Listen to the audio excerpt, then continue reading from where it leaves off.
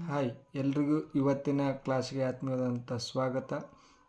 ನಾವು ಇವತ್ತಿನ ಕ್ಲಾಸ್ನಲ್ಲಿ ಇಂಗ್ಲೀಷ್ನಲ್ಲಿ ಈ ಕೆಳಗಿನ ಪದಗಳನ್ನು ಸರಿಯಾಗಿ ಬಳಸುವ ರೀತಿಯನ್ನು ಕಲಿತಾ ಇದ್ದೀವಿ. ಹಾಗಿದ್ರೆ ತಡ ಏಕೆ, ಬನ್ನಿ ವಿಡಿಯೋನ ಶುರು ಮಾಡೋಣ. ಮೊದಲಿಗೆ available. The tickets are available. ಟಿಕೆಟ್ಗಳು ಲಭ್ಯವಿದೆ. ಟಿಕೆಟ್ಗಳು ಲಭ್ಯವಿದೆ. Send all the available tickets. ಲಭ್ಯವಿರುವ ಎಲ್ಲ ಟಿಕೆಟ್ಗಳನ್ನು ಕಳುಹಿಸು. Next, this offer is available for 3 days.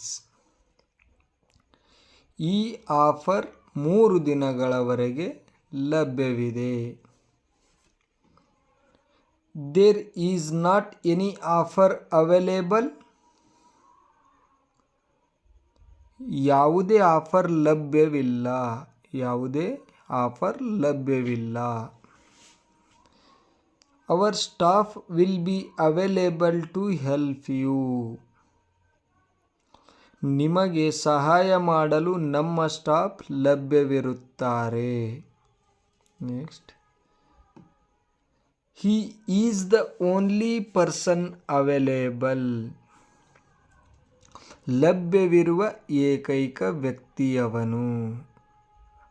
Next, what kind of tours are available.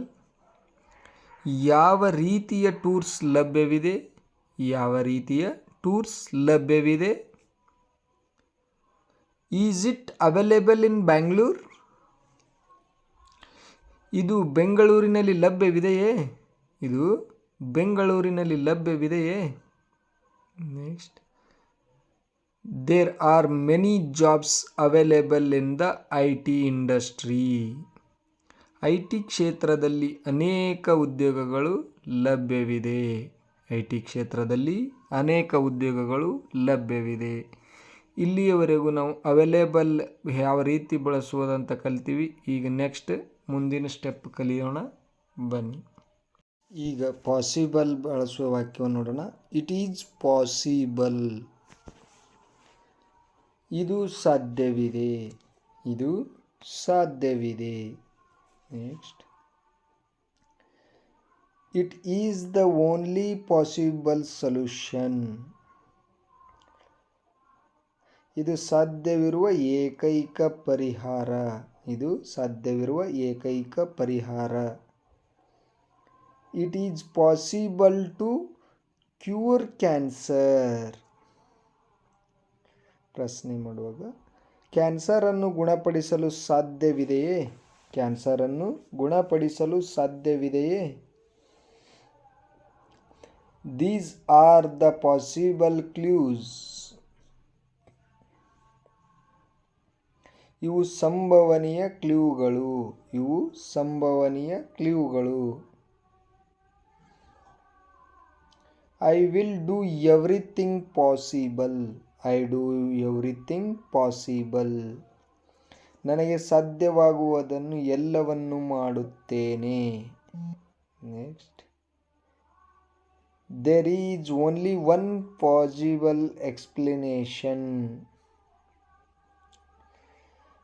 ಸಾಧ್ಯವಿರುವ ಏಕೈಕ ವಿವರಣೆ ಮಾತ್ರ ಒಂದಿದೆ. ಸಾಧ್ಯವಿರುವ ಏಕೈಕ ವಿವರಣೆ ಮಾತ್ರ ಒಂದಿದೆ.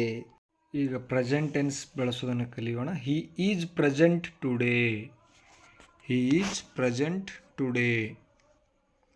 ಅವನು ಇವತ್ತು ಹಾಜರಾಗಿದ್ದಾನೆ. ಅವನು ಇವತ್ತು ಹಾಜರಾಗಿದ್ದಾನೆ. The present day. The present day. ಇವತ್ತಿನ ದಿನ. ಇವತ್ತಿನ ದಿನ. The present members.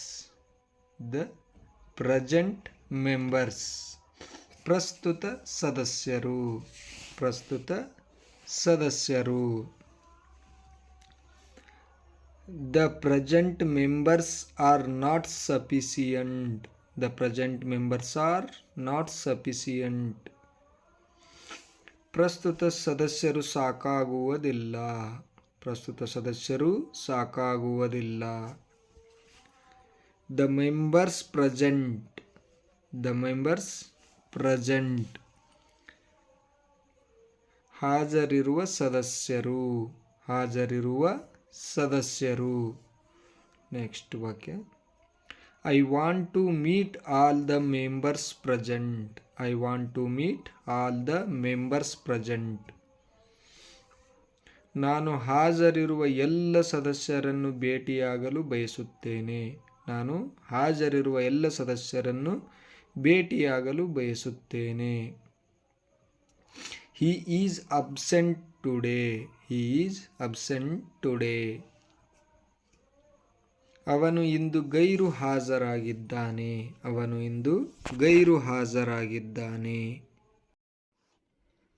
Students were absent today. Students were absent today.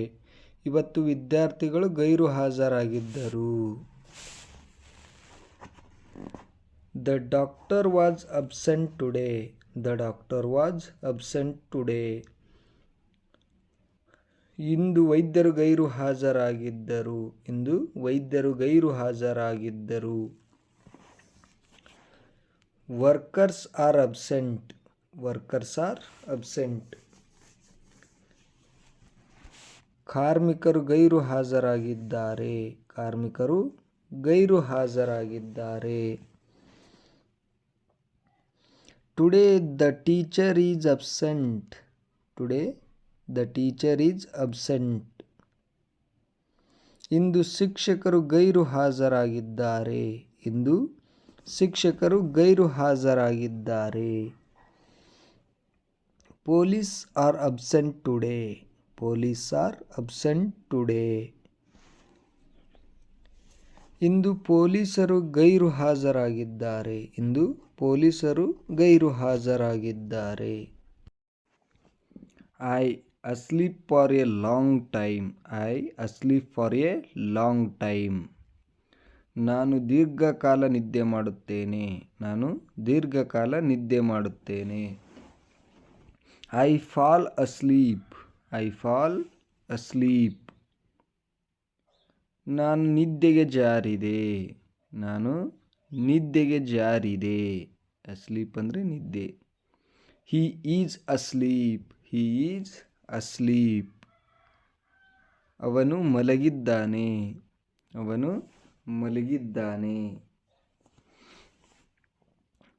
Fast asleep. Fast asleep ಅಂದರೆ ಗಾಢ ನಿದ್ದೆ. ಗಾಢ ನಿದ್ದೆ.